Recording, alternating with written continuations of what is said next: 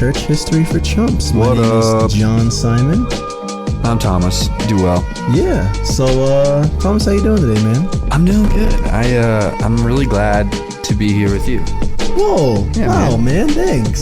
I'm serious. Yeah. It's just nice to spend some time, take some time out of the work day to chop up some church history with my favorite chump. You know, we were literally just saying, we were kind of grumbling that, you know, when we first started the podcast, we had this beautiful backlog of like 8 episodes, and now we're literally recording week to week because we've kind of managed our time poorly. But we're also reflecting on how that's not so bad because we get to see each other every week, and that's pretty cool. It is cool. Yeah. Just getting to chop it up. So yeah, man, it's good to see you. Yeah, and the weather's starting to cool down in Tucson, which I like. It's only 116 today. Balmy. So Balmy. Walking weather, you know, sweater weather for some. But yeah, well, hey guys, the title of the episode probably spoiled it, but we're actually gonna do something a little more casual today. We don't have a specific topic. We actually opened up our DMs to all of our fans to let us know what kind of questions you guys had for us that you'd like for us to answer. And these could be church history related.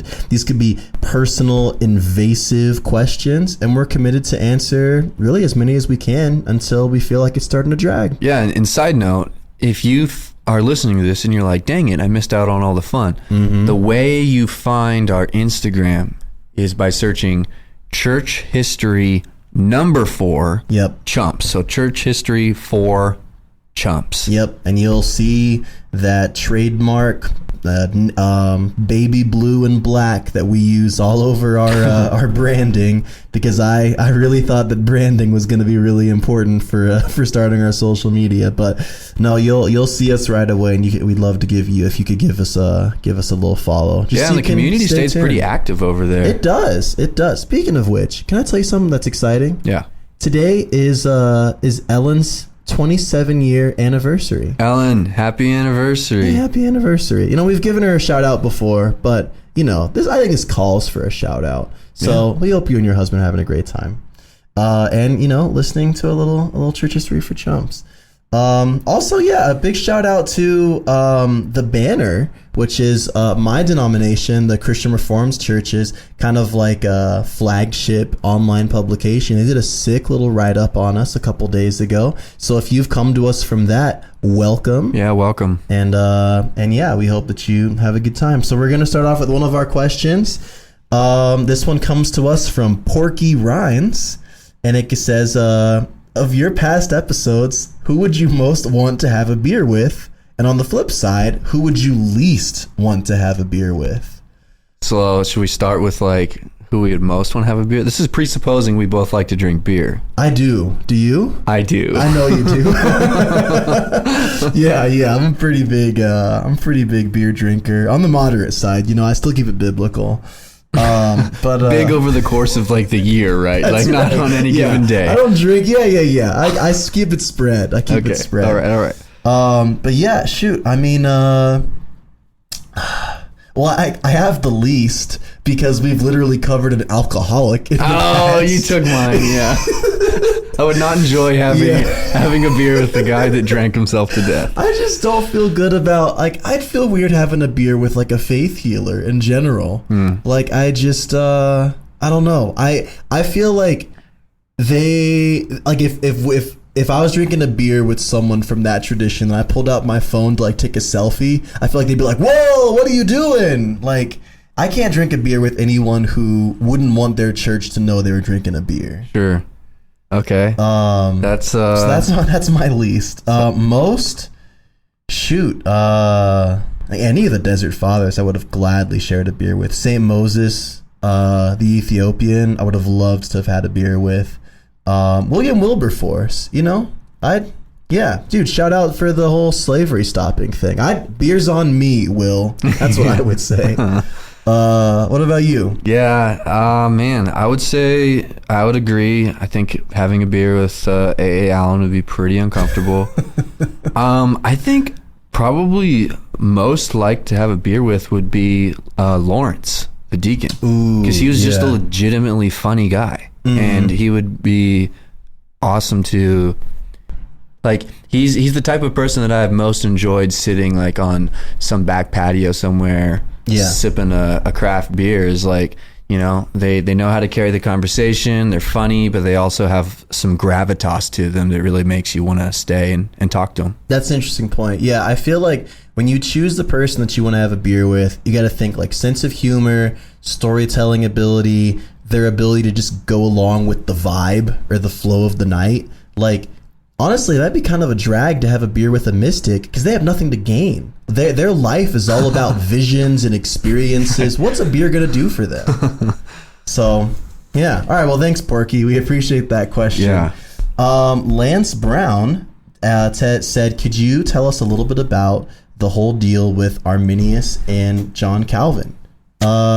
Sure. I mean, we'll get into it real briefly. So that's that's an interesting. It's an interesting story. So for those who aren't familiar, this is Jacobus Arminius, and he was not quite a contemporary of John Calvin, and he was a heretic, pretty sure, right? Like, wasn't he like objectively, like not just a Calvinist heretic? He was just like a straight up heretic.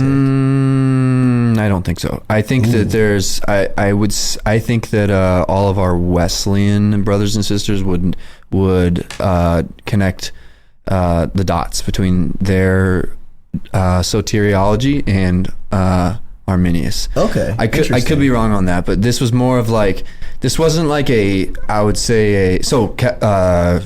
followers of Calvin would have called him a heretic. Okay. Well, they definitely. And there was a lot of religious wars around that time as Protestants were trying to figure out how, like, what the new orthodoxy was going to be, so to speak. And yeah, when we're talking about those guys, it's probably just important to realize, like you said, they weren't contemporaries. And really what's being talked about when we're talking about Calvinism and Arminianism is like the way the followers of those two men kind of understood their work and what they did with it. And to fill in the gaps, for those of you who aren't familiar with this story, Jacobus Arminius was burned at the stake by the followers of John Calvin in Geneva in Switzerland, which is kind of where John Calvin had made his semi-theocratic kind of Christian place, which again, like, and this is why I'm excited to get more into the Reformation soon. The Reformation, by and large, kind of seems like the Wild West when we compare our 21st century religious views to it. One thing we have to remember is that, like, even the act of burning a heretic at the stake, super common. Like, we have to remember, like, the Reformation was followed by 30 years of bloodshed, and not just between Protestants and Catholics, but sometimes between Calvinists and Lutherans. Like, religion and politics were seen as the same, which meant to deviate from religious convictions was literally political treason, and political treason was punishable by death. And so the fact that Jacobus Arminius was trying to teach his theology to the people of Geneva was literally seen as him trying to destabilize the fabric of their community, which was punishable by death. Now, there's a whole lot to get into. I think we'll probably just do an episode about that in the future. Yeah, we're kind of like in the middle of like or just starting almost like a Reformation era miniseries right now. So yeah, we'll get into that. But thanks, Lance. It's a really interesting topic, and you know, it's funny because Calvinists will use it to talk about how baller the Calvinists were, and Arminians will use that story to talk about how much the Calvinists suck, and really it's just interesting history, dude. You know, there's so much to get into there. Hey, let's get into another question. Brian Betts asked us, what positive and negative contributions do you think our current generation will have in the scope of church history? That's a good one. That's a really good question. Betts, you the man. Bippity boppity Betts. Yeah, he loves that. Yep. Man. So I've got a thought on that. Yeah, I mean, dude, I've got like 50 thoughts on that. I'll let you go first. Okay.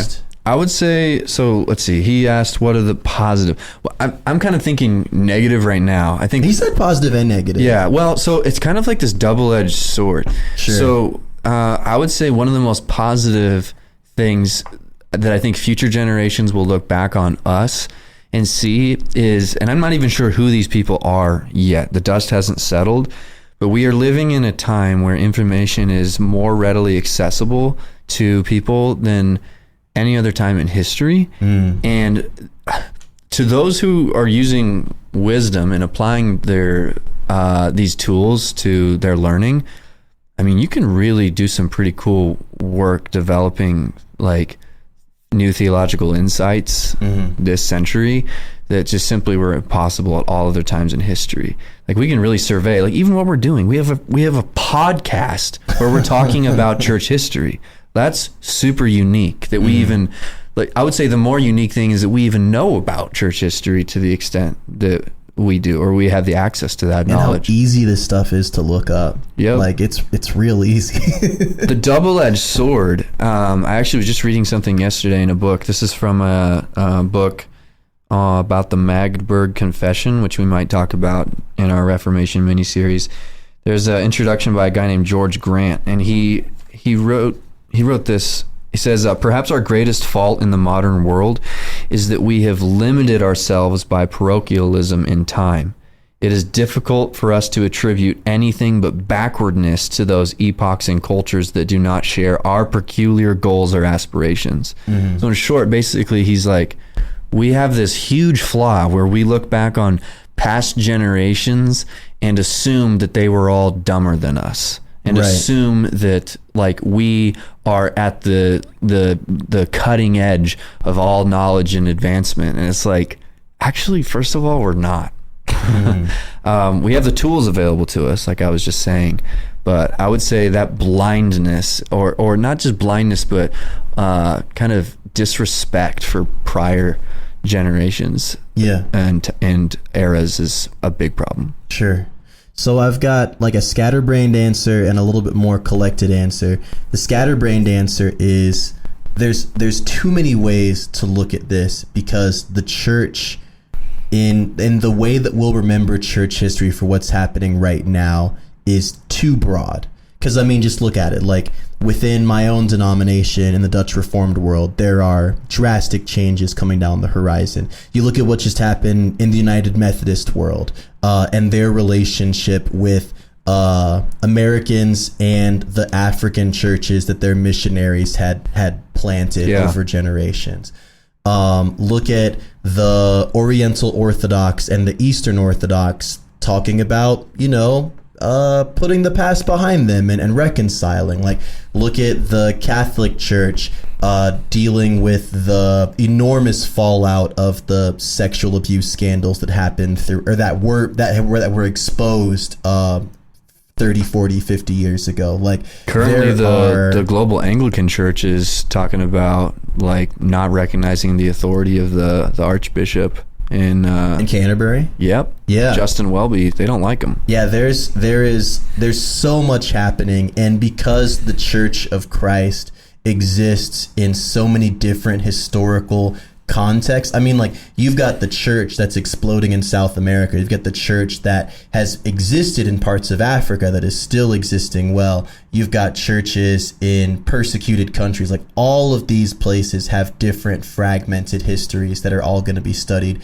and looked at in a beautiful way, not just by our history books, but I think when we have a greater view of the cloud of witnesses in New Jerusalem, we'll be able to look at these things with a clearer view. Amen. But I think, like, if I had to boil that down to a simple answer, I would say, like Thomas said, we have a tremendous access to information, and I think that as a result of that, like, there's a cool page on YouTube. I wish I could name drop it right now, but I can't remember it. But it's basically a Protestant dude who will, like, show up in, like, Eastern Orthodox churches and talk with their priest, and they'll walk through the liturgy and stuff like that. Like, there's so much access to that kind of stuff. Like, because we are no longer sheltered to seeing only our one-dimensional view of church life, now we're asking questions and seeing how we can incorporate things in better ways. And I think that's a big part of why liturgy has become such a big topic of conversation lately, is because we're is because people in evangelical Protestant world, where nothing in your church is older than, the chairs in the freaking, lobby or whatever. And they're thinking, well, what about these churches that are doing these things and using these parts of worship that have existed for hundreds of years? What is it? What is the divine liturgy? What does that look like? And I think that because we're now not afraid of asking questions, the church is able to grow into spaces where we can actually have greater camaraderie with other people that are outside of our context. Yeah. I also think something that I'm just noticing is I feel like the church is starting to heal from the rift that happened in the early 20th century, where the mainline and conservative churches kind of split down the middle. And the mainline churches kind of called dibs on social justice, and the conservative churches called dibs on good theology. I feel like I'm seeing more Reformed churches and conservative churches start to say, oh, actually, we dropped the ball. We actually really need to commit ourselves to biblical justice in a wholesome way.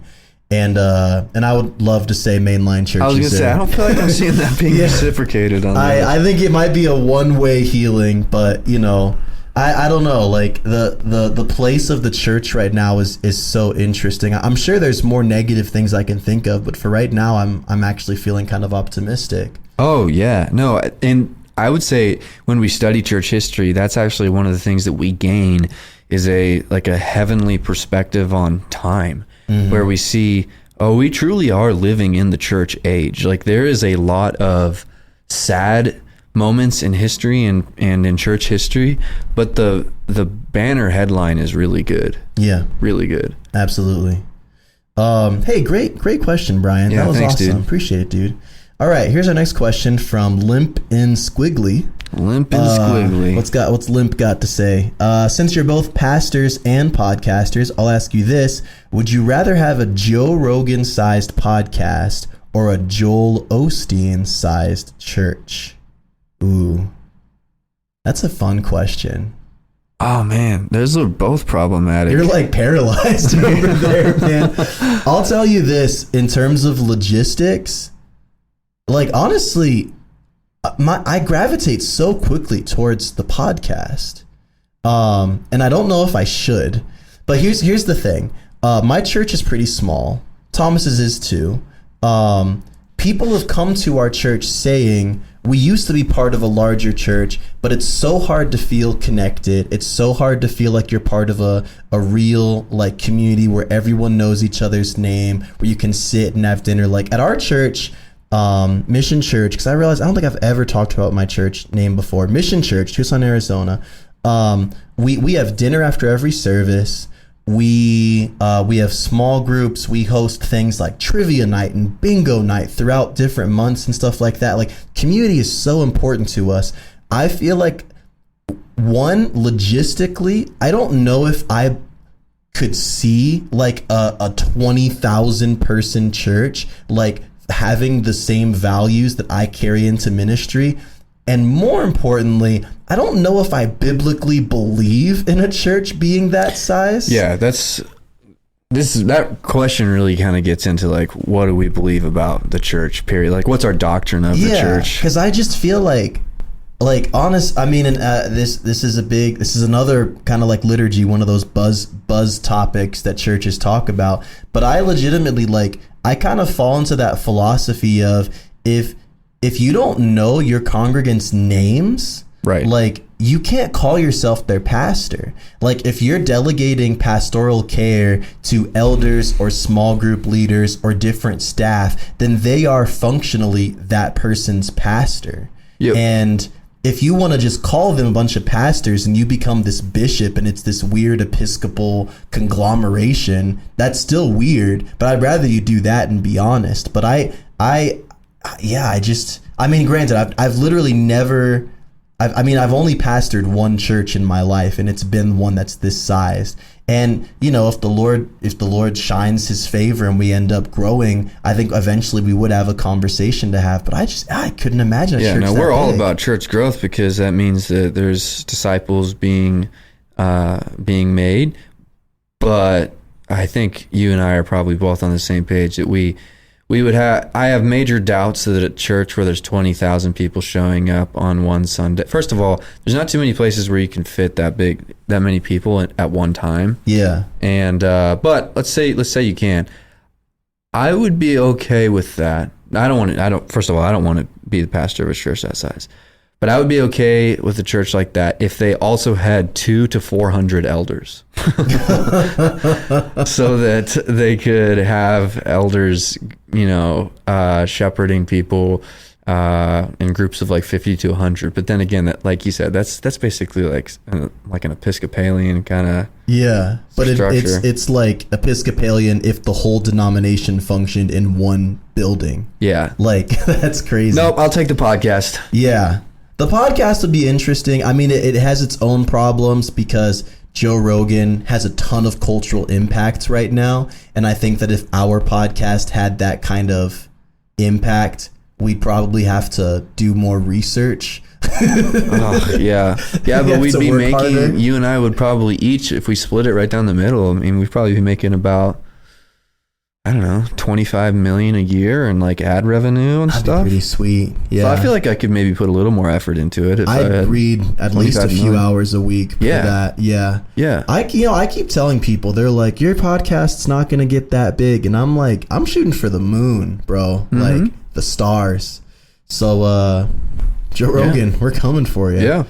Well, hey, thanks, Squiggly. Maybe this would be a good first opportunity to say we will absolutely take sponsorships on this podcast. Oh yeah, dude. I have like a slightly joking, not really, that like we get like a Christianity Today sponsorship where they just slap us on their website and they just throw us a couple G's every month just to keep doing what we're doing. Just a couple G's. Bro, I'd be happy as a clam. No, or like even like, if you got like a business and like you want to get some exposure, hit us up. Oh yeah, dude. We can be bought. We can absolutely be bought. Dude, we are young pastors with tiny baby churches and little fledgling. We're not gonna. You cannot bias into changing history. But I can imagine something like this. And if you're interested, go check out paydayloans.com. And then today we're talking about why usury is a bad thing in church history. We're not going to talk about like why dispensationalism is right because your brake parts company gave us a couple hundo. Nope. No, shout out to dispensationalism though. We'll do an episode on that in a couple years. All right. Next question. Our buddy Ophir Morales asked us, what's your favorite kind of crime? Assuming to commit, right? Like, oh, shoot. I thought just like to admire. Well, I mean, if you admire it, it means you're thinking like, I could do that, right? No, I don't think so. Oh. Like if you're like a true crime listener, okay, you're just enjoying the maybe this says something science about us because you were like, what is some interesting crime to observe? And I'm like, what crime do I like to commit? Oh, well, I don't think I do that much crime, dude. If you were probably like, well, no, I'm not gonna say that because the organization in charge of overseeing that crime is probably listening right now. The Illuminati? We'll see. We're not that big, man. I've seen, for me, it's like any type of crime that I can get away with. That's my favorite type of crime. Well, how about this? What crime would you commit if you knew you could get away with it? White collar crime. Oh, like 100%. Like tax evasion. Like Robin Hood type stuff. Okay. Yeah. I would do straight up Robin Hood. Like I'd rob a bank. Okay. Like, that sounds like a fun time. So like, Robin Hood, but like maybe weapons involved too. Like have you ever seen a movie where they rob a bank and there's like the hot-headed dude who's like, get on the effing ground, get on the effing ground, and then there's the guy who's like the dude's like younger brother, and he's like, hey, it's gonna be okay, it's gonna be all right. Like every time I watch those movies, I'm like, I could be that guy. Isn't that the beginning of like the Dark Knight? He's described. I'm just saying, I could be the bank robber who like makes sure everyone's like, hey, don't worry about him. He's all bark. It's gonna be fine. Here's the thing, dude. You can't tonight. do armed robbery anymore. I just saw a video the other day with this guy walks in and he's got his hand like in a purse and he walks into like a tire shop or something and he's like, everybody give me your money, and like no one's facial expression even changes. They just look at him, and I think nobody's got that cash money anymore. See, if you walked in with a little, like square tap thing and you're like, all right, line up. Like, maybe, but like, you can't rob people anymore. It's a different world, man. Yeah. That's why I'm never going to let them microchip me, because then you can't mug me. Yeah. Hey, shameless plug. Actually, it's not even a plug. A movie called Hell or High Water talks about bank robbers. You ever seen it, Tommy? Nope. Great freaking movie. You'd love it, honestly. So would you, listener. Or Heck or High Water for the Baptists. Heck or High Water. We got a question from our boy Jude, who actually sent us a voice memo, so I'm going to play that right now. If you guys had to pick an era in which to share the gospel and get potentially martyred in, which one would you guys choose? I'm going to repeat that just in case it doesn't come through. He said if we had to pick an era in which we were to live and share the gospel in and potentially be martyred in, what would we choose? That's a great question. Shoot. I mean, there's a lot of modern like things to pick from. Like you could pick like the Middle East right now or like China right now. Shoot, but yeah, I mean, it would be cool to be like a Northern European missionary and like getting martyred by Vikings. Honestly, like here's the question, like I think that God made me an American because he knew I was kind of a weakling. Like I think he did. Like the stories I hear of just like I think the Holy Spirit would give me strength, but I also don't believe in testing the Spirit. So do I want to be transported to an area where they're going to stick me in an iron cow that they slowly heat until I roast to death like a duck? I think I'd pass on that. So I think I'd go where they martyr the most graciously. Yeah, that's a good question, Jude. I mean, I feel like, the right answer is like this one. I want to live right where I'm at right now. I want to be a witness to the gospel. No one cares about the right answer. But I think I agree. I think like the stories that we talked about with Brad, where it's like these dudes getting on boats and just being like, we'll see wherever the sea takes me, and then they're landing on these islands and witnessing to the people there. Like, that's pretty cool. Yeah. Pretty cool. Yeah, I like that. All right, well, thanks, dude. That was a solid question, dude. Slim Yeshua says, what's a good recipe you like to use to impress people? I love this question. All right, I'm not a good cook, but I like to cook. I like to cook because it's kind of like a brainless thing to do. I just like stand on my counter, just chopping up veggies. You stand on your counter? No, standing by the counter, I'm on the counter, chopping really veggies. Aren't a good cook. Yeah, I'm Get really, your dogs really off the counter, dude. Oh, man. Don't eat at John's house. Look, I'm going to give all the listeners a great recipe right now. All right. This might be a little troubling for the non-alcoholics though. So, but I mean, it's probably fine. For the non-alcoholics? No, shoot. The teetotalers. Teetotalers. Right. Yeah. Oh, just bear with me. There's a recipe. Crap, I can't remember what it's called right now, but it's basically like a roasted beef. And so what you do is you get like a big thing of chuck. Is it called roast beef? No, it's better than that, Thomas. Gosh. It's like you get a big thing of chuck, cut it up into diced pieces. You take some garlic, probably like 10 cloves. Oh, I think I know where this is going. Keep going. You might. Yeah, hold on. So you get a nice, like a Dutch oven, because Dutch ovens are great. You sear both sides of all of the cubes of beef, remove them from the heat, throw in some olive oil, throw in some garlic, throw in a butt ton of black pepper, freshly ground if possible, just a ton of black pepper, and then reintroduce the meat, and then take an entire bottle of wine. I think Chianti is the recommended, but really any deep red wine would work. You just pour the whole thing over it, and then you just let it simmer for 3 hours. Nice. You serve that over some polenta, which you can get from Sprouts, pre-made. You just pop it back in the microwave, because polenta's one of those things that's stupidly easy to mess up. You've got a meal that tastes like it would have cost you $45 at a restaurant, and it's amazing. Nice. Yeah.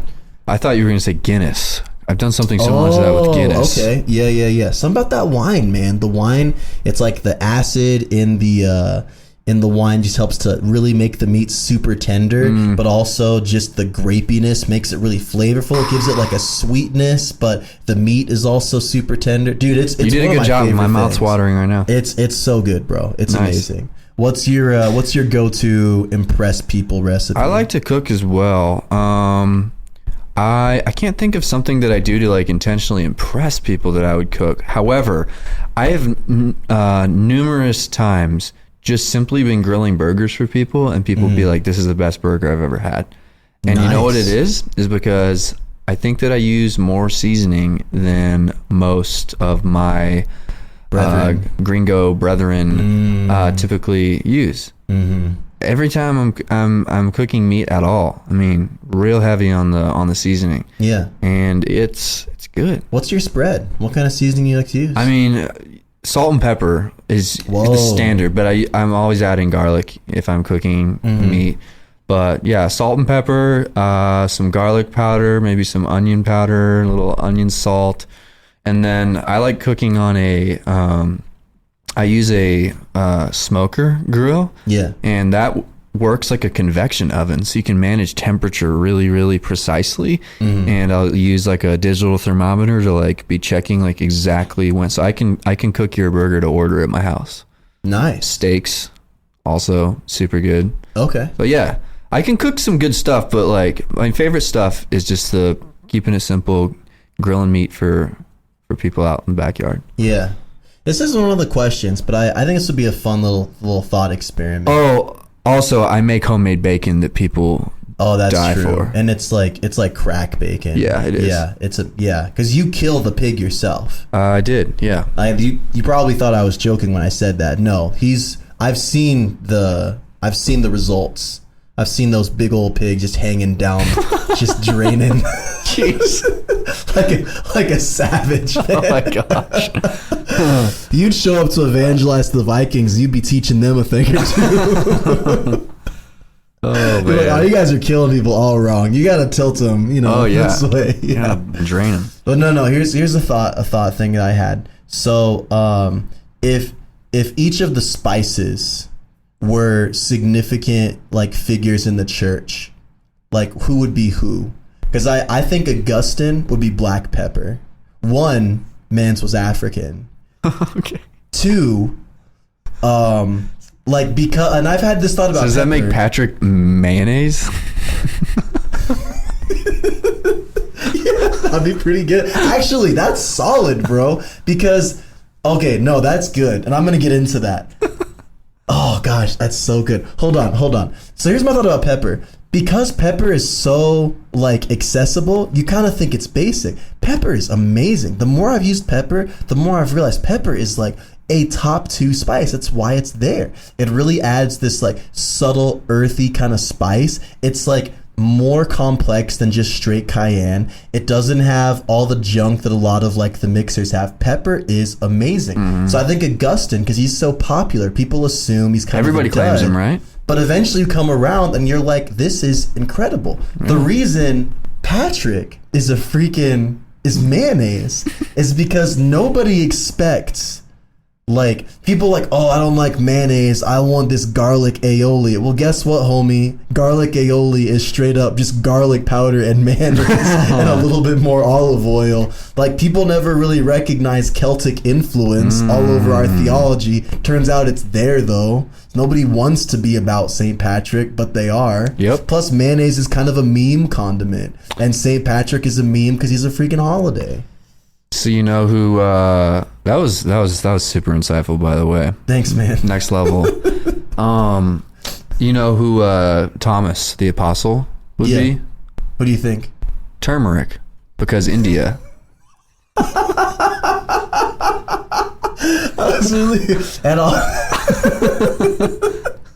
How did he die? Because the one thing I think he was martyred in India. Okay.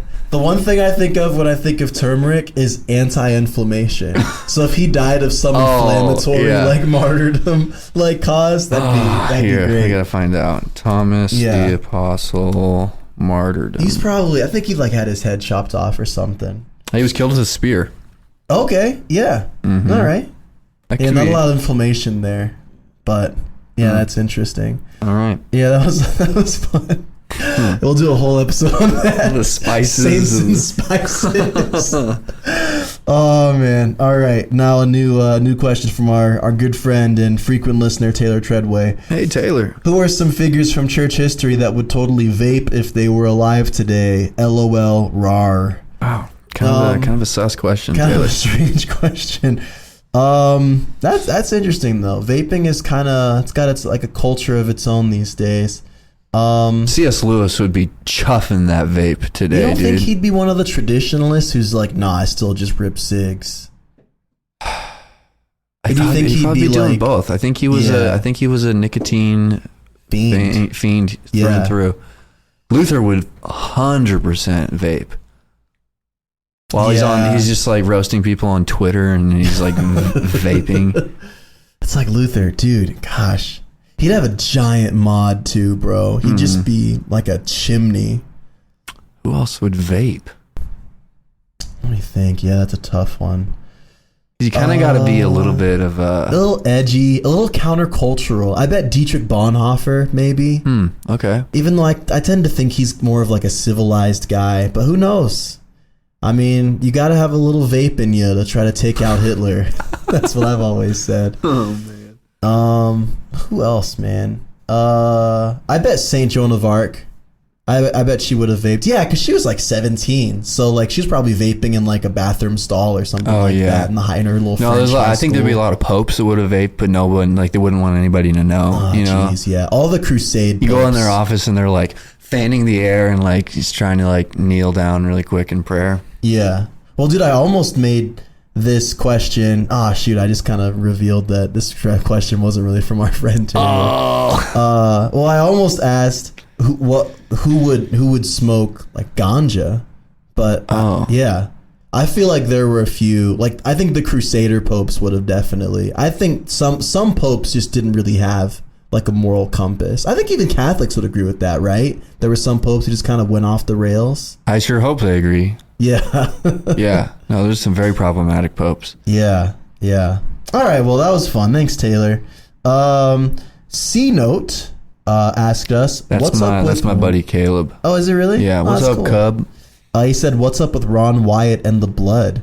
I had to look this up because I thought this was a gang affiliated question. But it turns out Ron Wyatt is like this dude who apparently created all these like historical views for where all of these biblical artifacts were, and thinks he knows where the Ark is, or the Ark of the Covenant is, and Noah's Ark, and he's got some blood from Jesus and stuff like that. But from what I read, which was very, very little, it seems like historians kind of take this guy to be a hack. That's all I really know. But maybe he's worth an episode in the future. That could be kind of cool. We've done hacks before. That'd be interesting. Yeah, is he still alive? Oh, I feel bad don't calling know. somebody a hack who's still breathing. Yeah. Actually, no. Maybe I should only call people I feel like hacks. I grew up like in the 90s when like there was a lot of fascination with, and actually I'm not sure if this is exactly when Ron Wyatt was doing his thing, but like there's a lot of fascination with stuff like finding the Ark of the Covenant and like some of these archaeological dig sites. It was really popular to like speculate about that sort of thing. Well, that's actually interesting. Like, I feel like there was a time when proving the faith was a big emphasis in apologetics, and I feel like even now apologetics is moving away from proof-based arguments and more towards like philosophical arguments. Because I think that as like our culture doesn't really care about like the scientific method of religion. They're more like, how does this speak to me? How does this answer the internal truths of my existential self? That's actually that Ron Wyatt question. If you're right, John, that's actually kind of connected to the conversation about the fundamentalist movement in the early 20th century, which we'll definitely do a podcast on at some point. But basically, leaders in like mainline churches starting to reject some of the super liberal ideas in the mainline churches in America in the 20th century. Like, part of what was done a lot in the 18th, 19th, and 20th centuries in the face of liberalism, I'm talking about theological liberalism and like Enlightenment principles, is like actually finding that a lot of what the Bible talks about is verifiable. Like archaeologically, the manuscripts that we have for the Bible are rock solid. So these things, there's like the good side of that, and then there's like the cringe side of it, which is kind of what we have with Ron White, it seems. Yeah. Like. What do you think about Ken Ham? I like Ken Ham, and I am thankful for him. He comes across as a one-trick pony to me. Like, yeah, I think Ken Ham's good. I think a lot of the work he's done is super good, but the type of work that he's doing is not like the be-all, end-all of Christianity. Sure. I'll leave it at that. I speak as an uninformed. I mean, here's the thing. I'm uninformed through 95% of this podcast, so I might as well keep the ball rolling. I feel like Ken Ham is the ambassador for people who believe that you can't have anything more nuanced than a young earth creation view of the Bible. And I think that's, so maybe it's not who Ken Ham is, but it's how Ken Ham is used or like even weaponized by some people. Because like my views on the age of the earth have definitely, like, I wouldn't say they even spun 180. They've just opened up to where I'm like, I don't know. I'm not a scientist, and I don't feel like I need to answer this stuff. And so I mean, the vibes are off with Ken Ham. But if you say he's cool, yeah, I'll put it this way. Cool. So at this point in my life, I'm a young earth creationist. Like, sure. I believe in a young earth. I think that there's good science to back it up. However, I don't think that what Genesis 1 is doing is trying to give us a snapshot of how God made the earth so much as it's building a theological argument. And I think so much of the focus of Ken Ham's ministry is looking at like the science side of Genesis, which I think is there, but that's not the primary thing that Genesis is trying to do. Right. And yeah. So. Yeah. And I mean, like, I don't know. I think that, again, within my church's context, like, the flip side of the proof element being so crucial to apologetics for that little blip of like 20, 30 years of like recent church history is that there are people who, if they weren't on the right side of those arguments, were kind of, skipped to the curb and not really given like space. Like I just think of a guy I know through another guy who basically started asking questions about whether the church, whether the universe could be older than the young earth view would allow. And he was basically like more or less called a heretic and forced to leave the church and stuff like that. Yeah, that's a bummer. That's definitely a bummer. Yeah, there's nothing about the age of the earth in the Apostles' Creed. Yeah, exactly. But I will say, a critique that I have of people who want to run from a young earth perspective is one in which, like, we got to be careful that you're still retaining a good doctrine of Scripture. Sure. Yeah. But, yeah. I'm not against that. I'm not for it either. But all right. Next question from Skip Erdeflipper. Favorite quote from church history. Yeah. Favorite quote from church history. Nice. I know mine. Do you know yours? I've got mine. I've got a tie. They're both short quotes. One is the last words of Joan of Arc as she was being killed, where she said, raise high the cross that I might see it through the flames. I just love the simplicity and the beauty of that verse, or that saying, and really makes me want to do an episode on her. We definitely will. She's on our logo. She is. Yeah. We need to do a Joan of Arc episode. Yeah, man. The thing is, like, you have to do, I've told people this who are like, when are we going to get one? To get into Joan of Arc, you not only have to get into like the crazy mystic like strangeness of her story, but you also have to do a little bit of the background of the war that she was involved in between England and France, and that's just a lot of homework. Yeah. So I'm super down, but in due time. Yep. And then I think that my second favorite quote would be from Bernard of Clairvaux, who I could fill this list with quotes from, but it was something like, and I hope I don't butcher it, in the first creation, God gave me myself.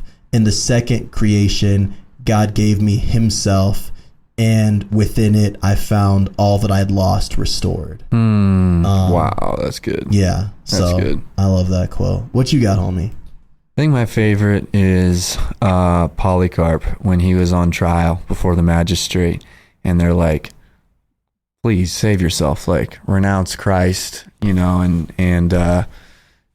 honor Caesar. And he just says, 86 years have I served Christ, and he has never abandoned me. How then can I abandon my king and my savior? Yeah. I like that so much. That's a good one. That's a gem. Yeah. It's a It gem gives me for vision sure. too, because I'm like, I want to be able to say 86. Yeah. Yeah. And a few minutes later, that whole Colosseum was smelling like bread. Mm-hmm. That's right. Yeah. Not a baker to be seen, though. Nope. Just the holy baker. All right, and this is our last question. This is from Ryan Collins, and he asked if we could share a little bit about the Chicago Cubs revival happening right now. I would love to comment on that. Yeah, why don't you do that? We try to stick to Christian revivals on this podcast. And Ryan, if you want to talk about pagan revivals, you can start your own podcast. And I'll come on and I'll talk about the Rockies. And since I know you would want me to talk about the Rockies' current MLB record, I will just remind you what you should know well, because you're a pastor. The last shall be first. Yeah. I'll just leave it at that. Yeah, I'm on board with that. Ryan, if you want to have a little pagan podcast where we talk about Beelzebub and all these baseball names, that's fine. But on our podcast, our rules, pal. And but hey, I will say there's a lot of Chicago Cubs players that I really love. Like Frank Thomas, Eddie Collins, Billy Pierce, Nellie Fox, Luke Appling. Yeah. Thanks for sharing. You want to know what's interesting about that list? Those were all White Sox players. Oh, that's right. Cubs suck. And I don't know anything about baseball, but I'm just trying to ride. I'm trying to ride your wave. You came in hostile. I'm trying to end it hostile. Yeah, Ryan and I have a long-standing feud that has even made its way into the pulpit. Yeah. Over baseball. So. Are the Diamondbacks good right now? No. Dang. I don't think so. Hold on.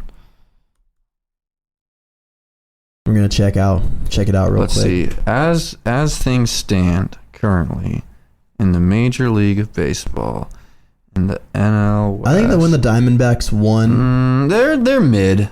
Okay. They're mid. I think that when the Diamondbacks won the World Series and beat the Yankees in Game 7 in like 2000 or 2001, like that's when I gave myself permission to just like retire from caring about baseball. Oh, like you had your day in the sun, and then it was like, Yeah, because Diamondbacks, like, we changed our colors after that. Colors suck.